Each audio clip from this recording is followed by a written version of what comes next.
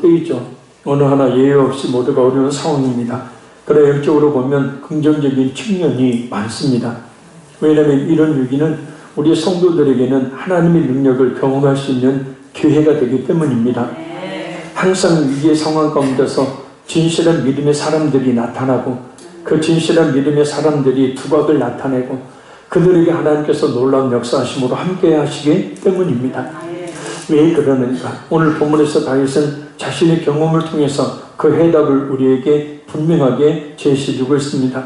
이 시간도 말씀을 통한 성령님의 놀라운 역사하심이 우리 모두 가운데 있기를 바랍니다. 그래서 말씀을 통해 여러 어려운 상황들을 잘 극복하는 힘을 얻고 또한 이 어려운 때를 기회로 삼아서 다시 일어서는 기회, 정말 믿음의 사람으로 더욱 새로워지는 은혜들로 충만하게 되기를 바랍니다. 우리 1절 말씀 우리 같이 한번 읽겠습니다. 여호와는 나의 빛이요 나의 구원이시니 내가 누구를 두려워하리요. 여호와는 나의 생명의 능력이시니 내가 누구를 무서워하리요. 아멘.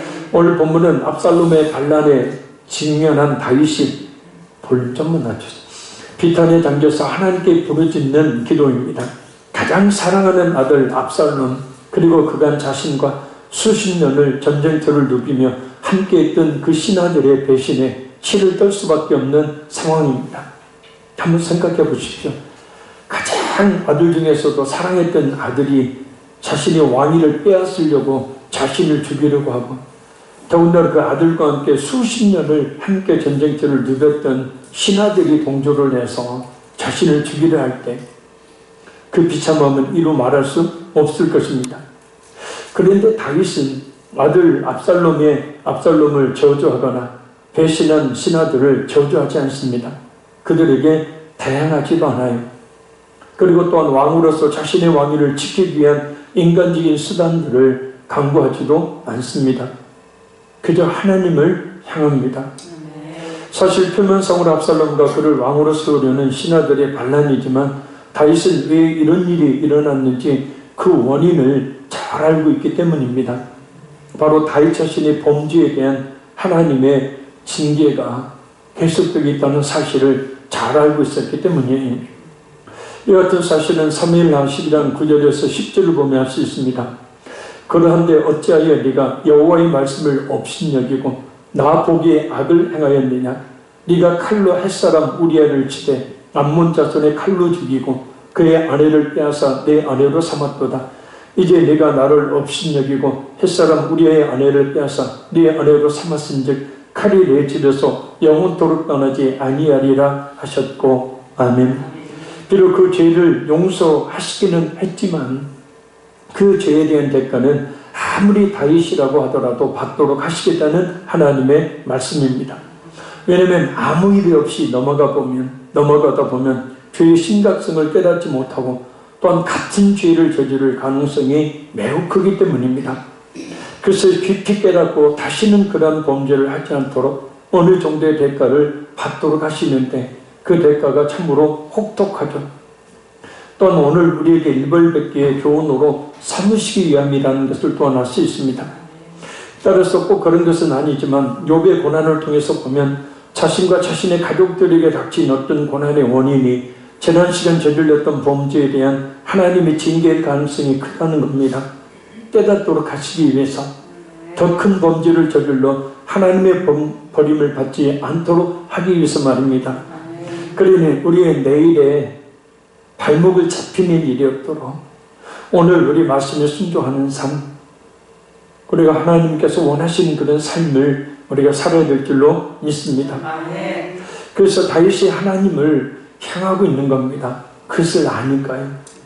그리고 비록 자신이 범죄함으로 인해서 받은 징계이지만 그럼에도 불구하고 하나님만이 그러한 위기의 상황 속에서 자신을 구하실 수 있는 분이시기에 하나님을 의지하는 겁니다. 무엇보다 하나님의 깊은 사랑은 변함없이 다윗을 향해 있기 때문에 그 한없는 사랑, 그 깊은 사랑 말입니다. 그래서 하나님께서는 다윗을 끝까지 붙들고 가시는 거예요. 조금이라도 하나님 앞에 허투른 행동을 하려고 하면 그 즉시 그런 이 고난을 주심을 통해서 다윗을 하나님이 원하시는 그 마음에 합한 대로 하나님 계속해서 다윗을 이끌어 나가시. 죽을 때까지 그러실 보면 얼마나 사랑하시네. 그러니까 만약에 사생자, 버림받은 자 같으면 그렇게까지 하지 아니하시죠. 우리를 향한 하나님의 사랑 역시 지금도 변함없이 우리를 향해 있음을 믿어야 합니다. 자식이 좀 잘못했어도 끝까지 자식 버리지 않고 품에 안는 부모처럼 하나님의 사랑은 우리의 모습이 하나님 앞에 어떠하든지 변함없이 사랑하고 계시다는 것을 우리가 확실히 믿어야 한다는 거예요. 그래서 다윗은 하나님을 자신의 빛이라고, 자신의 구원이라고, 자신의 능력이라고, 그래서 두렵지 않고 무섭지도 않다라고 고백해요. 왜냐, 죽이시려는 것이 아니라 살리시려고, 살리시려고 그 고난을 주심을 알기 때문이에요. 만약에 하나님께서 다윗을 죽이시려고 그런 엄청난 고난을 죽이셨다면 원망불평 늘어놓겠죠. 근데 다윗은 알아요. 하나님이 자신을 살리시려고 그러신다는 사실말이에요. 그래서 여호와는 너의 빛이요 그랬는데 이 빛은 생명, 구원, 환희를 의미합니다. 빛을 비추면 어둠은 아무리 짙다 할지라도 한순간에 없어져 버리듯 자신의 대적들을 그와 같이 물리쳐 자신을 구원해 주실 분은 오직 하나님 한 분밖에 없음을 알기에 하나님은 자신의 빛이라고, 자신의 구원이라고, 자신의 생명을 지켜주시고 보호해주시는 피난처가 되신다고 고백하고 있는 겁니다. 그 하나님이 자신의 하나님이심을 알기에 그 사실을 확실히 믿고 있기에 그래서 두려워하지 않는다고, 무서워하지 않는다고 고백하고 있는 겁니다. 현대를 사는 그리스도인들이 가져야 될 믿음이에요, 이게. 할렐루야. 그러니까 하나님에 대한 확신, 하나님에 대한 믿음이 많이 그리스도인들에게 결여되어 있죠. 그래서 과연 진짜 하나님을 믿는 사람인가? 진짜 예수님을 믿는 사람인가? 진짜 예수님을 믿는 사람이라면 정말 하나님에 대한 확신을 가지고 살아갈 텐데 어려운 때 아마 많은 걱정, 근심, 불확실한 앞날에 대한 두려움들이 있을 겁니다. 그러나 그것은 하나님이 우리에게 주시는 마음이 아니라 디모데후서 1장 7절의 말씀이에요. 하나님은 우리에게 주신 것은 두려워하는 마음이 아니에요. 우리의 능력과 사랑과 절제하는 마음이니. 그래서 우리의 걱정, 근심, 두려움 등은 우리가 하나님을 배제했기 때문에 생기는 거예요. 오늘의 걱정되고 근심되는 문제 가운데 하나님을 배제했기 때문에 또 불확실한 앞날에 대해서 그 하나님의 능력을 계산에 넣지 않았기 때문에 생기는 거예요. 그러니까 믿는다 하면서도 사실은 어떻게 보면 하나님을 온전히 믿고 있지 않기 때문이라는 거예요. 오늘 본문을 보십시오. 살아가는 아들 압살롬이 반란을 일으켜 자신을 죽이려고 하는 기가 막힌 급박한 상황이지만 다윗은 결코 인간적인 그런 비방이나 저주 그리고 자신의 힘으로 해결하려고 하는 결단을 내리지 않고 오직 하나님의 결단을 촉구하고 있지 않습니까? 우리의 문제를 해결해 주실 분은 하나님, 우리의 앞날을 이끌어 주실 분도 하나님이시라는 사실을. 그러니 어려운 때에 다윗처럼 우리의 마음을 더욱 하나님께 향하게 해야 합니다. 하나님의 은혜 속으로 더욱더 파고 들어가야 합니다. 하나님의 존재에 대한 충분한 확신을 가져야 합니다. 왜냐하면 하나님의 존재에 대한 확신은 우리에게서 그런 모든 두려움, 걱정, 염려, 무서움 이 모든 것들을 내어쫓아 버리기 때문입니다. 근데 너무나 한가한 주머니니까 당장 먹고 살기 힘든 이때 뭔가 한시라도 빨리 결단을 내려야 할 때 너무나 지금의 처지를 모르는 요구를 하고 있는 것은 아닌가? 아닙니다. 오히려 그것이 빨리 가기 위한 방법이고 실패하지 않기 위한 방법이고 일어설 수 있는 유일한 방법이기 때문입니다. 한번 생각해 보십시오. 하나님은 과연 나에게 있어서 어떤 분이신가? 왜냐하면 내게 하나님의 존재가 커지면 커질수록 그 앞에 나는 작아지고 더불어 내가 직면한 문제 또한 작아지게 되기 때문이에요. 제 말이 아니라 성경에 나와 있는 그런 일들이잖아요. 아무리 큰 문제라도 하나님이 역사하시면 금방 아무것도 아닌 문제가 되기에 아무것도 아닌 것으로 여겨져서 걱정하지 않습니다. 아멘. 자신의 삶을 하나님의 인도하심에 맡기게 된다는 거예요. 아멘. 그러니까 수많은 기독교인들이 또 시편의 수많은 그런 저자들이 고백했던 내용들이 그거잖아요. 하나님 앞에 나오기 전에는 걱정, 염려, 두려움 가운데 있다가 하나님 앞에 나와 기도했더니 하나님께 모든 것을 다 맡겼더니 문제가 더 이상 문제로 보이지 않는 것이에요. 아멘. 그러니까 거꾸로 뒤집어 보면 하나님에 대한 확신이 결여되어 있는 자신의 믿음이 문제인 것이지. 아멘. 그래서 그 믿음을 더욱더 견고하게 할 때에 우리의 삶 속에 일어나는 어떤 큰 문제라도 아무것도 아닌 겁니다. 아멘. 왜? 하나님이 역사하시기 때문입니다. 아멘. 그러나 반대로 내게 하나님의 존재가 작으면 작을수록 나는 커지게 되죠. 더불어 내가 직면한 문제 또한 커지게 됩니다. 내가 커진다는 것은 내 생각이 많아지고 내 생각이 앞서게 된다는 거죠. 그래서 자신의 인생을 주관해 나가려고 하는 거예요. 그런데 내 상황과 내 힘과 내 지혜를 보니까 이것이 너무나 힘들고 어려운 문제예요. 그러니까 그 앞에서 걱정하고 염려하고 또 두려움 가운데 있게 되는 겁니다. 벅찬 겁니다. 문제가 더욱더 커져버려요. 그러니까 기도를 충분히 하게 되어지면 하나님을 의지하는 믿음으로 말미암아서 그 문제가 아주 작은 문제가 되는데 기도를 하지 않게 되어지면 이 문제가 작은 문제인데도 불구하고 아주 커다란 문제로 바뀌어버린다는 거예요. 결국은 출애굽한 이스라엘 백성들처럼 고든 길이 아니라 지그재그 갈지자 길을 가는 거예요. 돌아가는 길, 힘든 길을 가는 겁니다. 처음엔 자신의 결정에 따라 가기에 옳은 것 같지만 말이에요. 오늘 본문에 한가한 것 같은 다윗처럼 위기 상황 가운데 힘든 문제를 만났을 때 하나님을 향하여 깊이 있는 무릎을 우리가 꿇어야 합니다. 아멘. 그리고 전상들이 있잖아요. 여러 개 크고 작은 일들이, 사건들이 발생하잖아요. 그러면 그때 정신 차리고 주님 앞에 나와야 되는데 요즘 그리스도인들은 그걸 몰라요. 그걸 몰라요. 그 하나님의 사인을, 하나님의 그 신호를 잡지를 못한다는 거. 그래서 그냥 다 그렇게 사는가 보다라고 사는 거. 그게 아니라 작은 어떤 사고나 사건이 발생했을 때 그걸 통하여 철저히 깨닫고 주님 앞에 돌아와야 돼요. 아멘.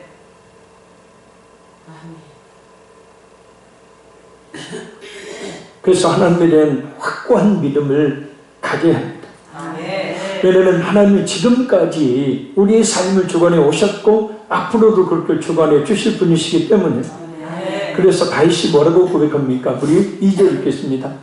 악인들이 내 살을 먹으려고 내게로 왔으나 나의 대적들, 나의 원수들인 그들은 실족하여 넘어졌도다. 아멘. 다윗 자신이 경험했던 하나님의 구원의 역사에 대한 고백이에요. 동사를 과거 시대를 나타내는 완료형을 쓰고 있습니다. 곧 이렇게 과거에도 수많은 위기의 순간마다 하나님께서 역사에 주심으로 말미암아 구원을 받았으니 앞으로도 하나님이 그 같은 구원의 역사를 베풀어 주실 것이라는 확신이에요. 아멘. 그럼 왜 다윗이 과거의 일들을 말하는 것인가? 참 놀라운 것은 다윗이 지금의 기가 막힌 반란의 문제를 이전에 겪었던 그런 문제들과 같은 수준으로 취급하고 있다는 거예요. 블레셋의 거대한 장수 골리앗을 목동이었을 때 그를 짐승과 같이 취급했던 것처럼 똑같이 취급해요. 그러니까 다윗의 그 믿음의 위대함은 뭐냐면 어떤 사건이 발생하고 어떤 문제가 발생했을 때 그 사건과 그 문제를요 아무리 큰 것이라도 작은 것으로 보는 거예요. 아멘. 뭐 때문에요? 하나님에 대한 확신이 있기 때문에 그런 거예요. 아멘. 그러니까 다윗도 거대한 골리앗 앞에서 그냥 목동이었을 때 짐승들 쫓고 짐승들 물리쳤을 때 그 생각을 하는 거예요.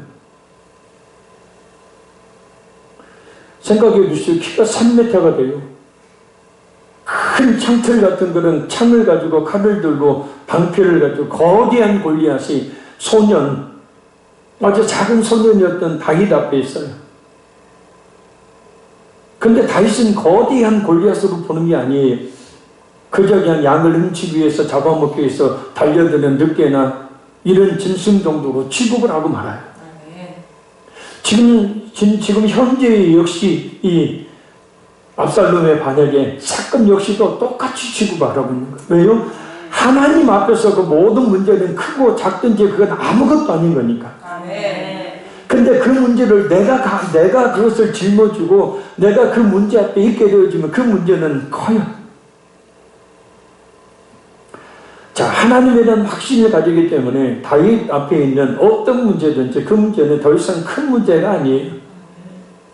바로 이 믿음을 가져야 돼요. 이 믿음은 곧 우리가 하나님에 대한 확신을 가질 때에 갖게 된다는 것. 지금 우리 어떤 문제 역시 과거 우리가 겪었던 문제 그리고 해결되었던 문제와 별로 다르지 않습니다. 똑같아요. 아니 그보다 못해요. 하나님의 역사 하실 것이기 때문에. 자, 우리 3절 읽겠습니다. 군대가 나를 대적하여 진칠지라도 내 마음이 두렵지 아니하며 전쟁이 일어나 나를 치료할지라도 나는 여전히 태연하리로다. 아멘. 이 3절의 동사를 원어로 보면 미래 시제를 나타내는 미완료예요. 무슨 얘기냐? 앞으로 적군이 와서 전쟁을 일으켜서 자기를 죽인다 할지라도 자신은 전혀 두렵지 않다는 거예요. 그 안에서 평안을 누리겠다고 고백합니다. 그러니까 지금까지 수많은 적군과 맞닥뜨렸던 다윗이 그때마다 하나님의 도우심으로 적군을 물리치기도 하고 절대절명의 위기의 순간에 구원을 받는 그 경험을 바탕으로 한 신앙 고백이에요. 그러니까 과거의 사건들을 오늘의 사건에 그대로 끌어들여요. 그래서 그때도 하나님의 역사심으로 말미암아 그때도 승리했다는 거예요. 그러니 지금 역시도 하나님의 징계의 어떤 연장선에 있는 것이지만 지금 역시도 지금은 범죄해서 그런 게 아니니까 하나님의 역사심으로 말미암아서 얼마든지 하나님의 그 위기를 극복해 주시는 역사가 분명히 있게 된다는 거예요. 생각해 보십시오. 군대가 나를 대적하여 진칠지라도 내 마음이 두렵지 아니하며 전쟁이 일어나 나를 치료할지라도 나는 여전히 태어나리로다. 이것이 바로 다윗이 늘 말했던 하셨으니 하실 것이다 라는 신앙이에요. 이전으로 역사하셨으니 앞으로도 역사하실 것입니다 라는 말입니다. 그래서 믿음을 뭐라고 합니까? 믿음은 바라는 것들의 실상이요 보이지 않는 것들의 증거이고요. 우리는 하나님의 자녀예요. 하나님께서 독생자를 십자가에 내어주시고 삼은 하나님의 자녀들 말입니다. 그래서 우리 아버지는 하나님이셔요. 우리가 우리 자식들을 먹이고 입히고 돌보고 생명을 바쳐 보호하고 지키듯이 우리를 향한 하나님의 사랑은 지금까지도 그랬고 앞으로도 변함없이 그렇게 계속 된다는 거예요. 그러니까 그것을 믿는다면 그 하나님의 존재를 느끼면 평안할 수 있어야 된다는 겁니다. 그러니까 이 말씀을 들여보면 평안을 누리지 못하는 것은 하나님의 역사하심을 하나님의 존재를 신뢰하지 않고 있다는 거예요. 하나님의 그 능력을 배제해버릴 것 빼버렸다는 거예요. 앞으로의 하나님의 인도하심에 대한 믿음이 없기 때문이라는 겁니다. 하나님에 대한 믿음이 연약하기 때문이라는 거예요. 자, 그러니 어떻게 합니까? 우리 4절 읽겠습니다.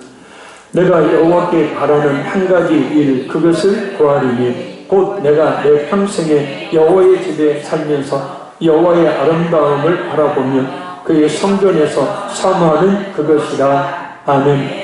다윗은 지금 죽느냐 사느냐의 그 급박한 문제보다도 더 지금 간절히 바라고 원하는 것이 있다고 이야기합니다. 바로 여호와의 집에 살면서 늘 하나님의 집에 살듯 하나님과 깊은 교제하기를 원한다는 거예요. 아니 어떻게 보면 쫓겨 다니면서 도망 다니면서 지금 그때 하나님께 이 기도를 한 거잖아요. 부르짖어 기도한 거잖아요. 그러니까 그 상황 가운데서 지금 문제가 아니고 그 하나님께 부르짖어 주님을 만나니 그 주님을 만남으로 인하여서 모든 세상의 문제가 아무것도 아닌 것이 되어버리는 거예요. 오히려 하나님과 깊은 교제를 나누기를 원한다는 이 얼토당토한 고백을 지금 다윗이 하고 있는 거예요. 예수님의 제자들이 그랬잖아요. 예수님이 호련한 모습으로 변화되는 모습을 보이시자 모든 거 다 제껴놓고 그냥 모세와 엘리야와 집 짓고 그냥 같이 살고 싶습니다 라고 이야기해요. 또한 여호와의 아름다움을 바라보며 곧 하나님의 베푸신 은혜를 바라보며 늘 그 은혜 안에 거하고 싶다는 겁니다. 그래서 간절히 소원하고 있는 거예요. 자, 잠깐만 생각해 보세요. 어떻게 인간적으로 우리가 바라볼 때 참 한가한 소리 아닙니까? 지금 자신이 처한 상황과는 전혀 맞지 않는 말이잖아요. 안 그래요? 지금이 어느 때인데 이런 한가한 말을 합니까? 지금 할 소리가 아니라 나중에 문제가 해결되고 나면 해도 되는 그런 소리를 지금 하고 있는 거예요. 그러나 하나님과의 만남을 통해 깊은 은혜를 경험하니 지금 상황은 말이 아니지만 주님과만 있고 싶다는 다윗의 고백입니다. 지금 급한 문제를 해결해야 되는데 자꾸 목사님이 그것이 중요한 게 아니라 은혜 받는 것이 중요하다고 하나님께 가까이 나가는 것이 중요하다고 속 모르는 말만 저렇게 팡팡해야 돼요. 지금 목사님이 지금 내 입장이에요. 목사님 지금 내 입장인 걸 알아요. 내 입장에 서봤어요. 지금 내가 어떤 상황인지. 왜 몰라요? 그보다 더한 일도 겪어봤는데.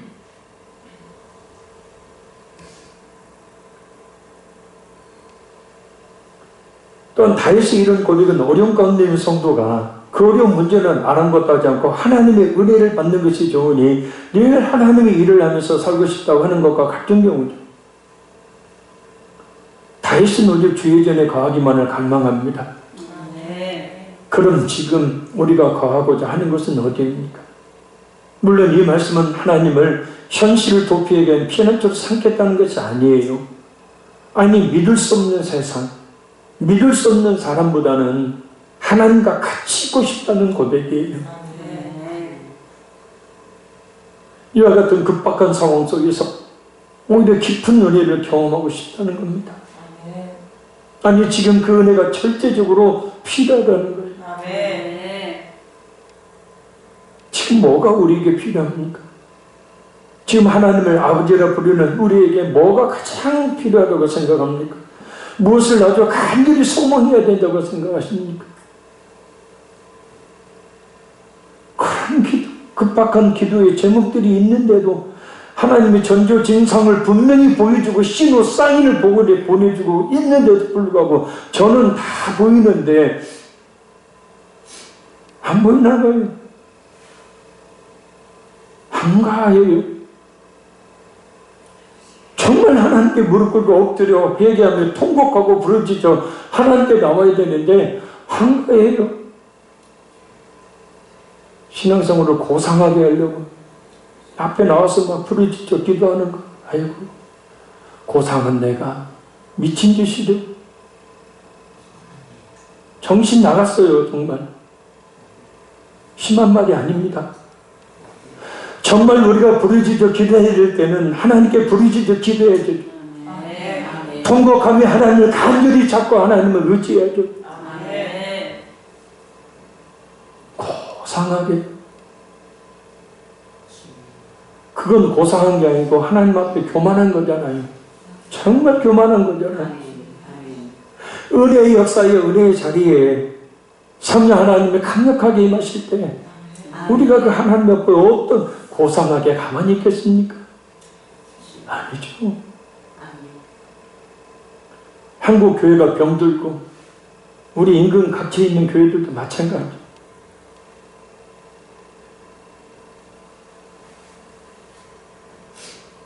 자, 우리 5절 읽겠습니다. 여호와께서 환난 날에 나를 그의 초막 속에 비밀히 지키시고 그의 장막 은밀한 곳에 나를 숨기시니 높은 바위 위에 두시리로다. 아멘. 여기서 초막은 하나님께서 출애굽한 이스라엘을 광야에서 지켜 보호해주신 것을 기념해서 지켰던 초막절에 나뭇가지나 잎으로 지은 작은 움막을 말하는 것입니다. 하나님의 보호를 상징해요. 그리고 그의 장막 은밀한 것에 나를 숨기신다는 것은 환난 중에도 성도와 늘 가까이 계신다는 것을 의미합니다. 그리고 높은 바위 위에 두신다는 것은 적의 공격을 받아도 쉽게 함락되지 않는 안전한 요새를 가리킵니다. 여기서는 결코 요동하거나 변하지 않는 하나님의 상징이에요. 초막은 약하나 하나님이 지키시면 강하죠.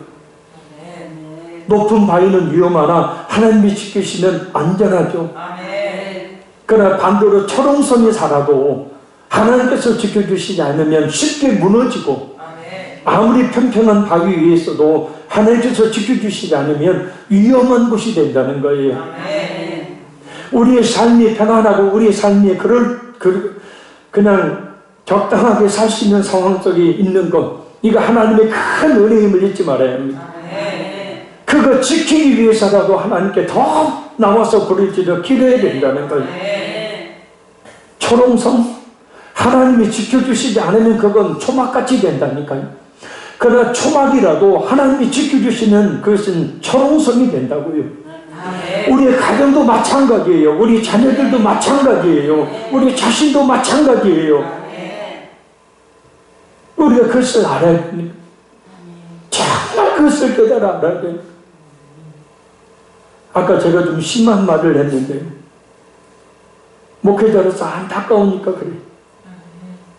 또 누가 생각난다 또 일러 바쳐라, 또 마귀짓 해라, 또.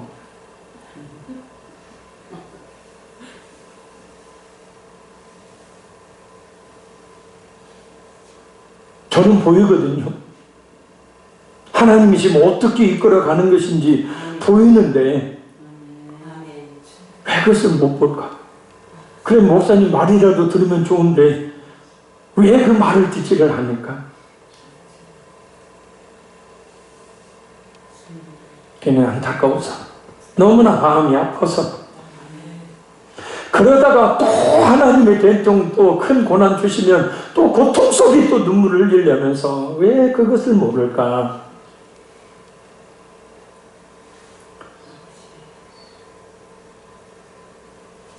우리의 결코 요동하거나 변하지 않으시는 하나님이 우리와 끝까지 함께 하시며 우리를 보호하신다는 이 말씀을 굳게 믿어야 합니다. 아니, 환난 중에 있는 성도가 더 가까이 하신다는 것. 아니, 가까이 하시겠다고. 근데 왜 그것을 모르는 것인가? 왜 아주 가까이 계시는 하나님을 우리는 잘 느끼지 못하는 것인가? 시편 91편 14절 15절입니다. 하나님이 이르시되 그가 나를 사랑한즉 내가 그를 건지리라. 그가 내 이름을 안즉 내가 그를 높이리라. 그가 내게 간구하리니 내가 그에게 응답하리라. 그들이 환난 당할 때에 내가 그와 함께하여 그를 건지고 영화롭게 하리라. 그러니까 어떤 고난이 문제가 있으면 더더욱더 하나님은 함께 하시기를 원하신다는 거예요.